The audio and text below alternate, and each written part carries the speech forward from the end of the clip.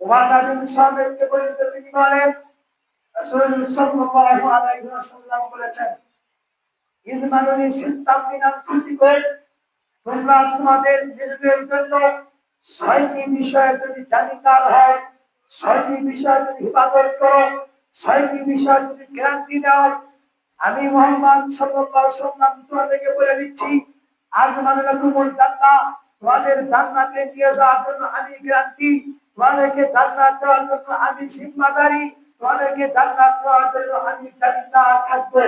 ছয়টি জিনিস যদি আমানত হিসেবে ঠিক করে থাকো, ছয়টি জিনিস যদি যথাসময় ব্যবহার করো, যথাযথ মূল্য দিয়ে যদি তার ব্যবহার করো, আমি তোমাদেরকে জান্নাতে নিয়ে যাবই।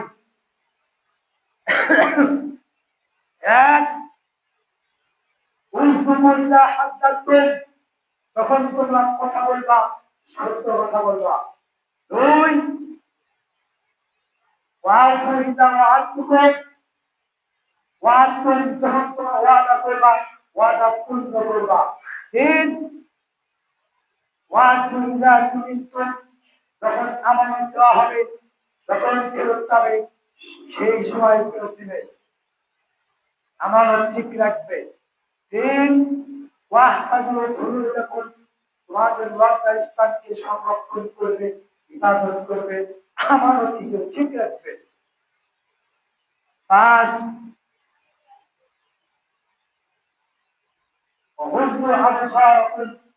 তোমাদের চোখকে অবনমিত করবে, দৃষ্টিকে নিম্নগামী করবে, নিচু রাখবে।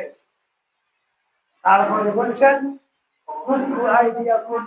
তোমাদের এই হাতকে অন্যায় কাজ থেকে বিরত রাখবে, এই হাতকে সুদ থেকে বিরত রাখবে, এই হাতকে ঘুষ থেকে বিরত রাখবে, এই হাতকে মানুষকে থাপ্পড় মারতে বিরত রাখবে, এই হাতকে অন্যায় কাজ করতে বিরত রাখবে, এই হাতকে জেনার বিচার থেকে বিরত রাখবে, যত রকমের ফাহিশা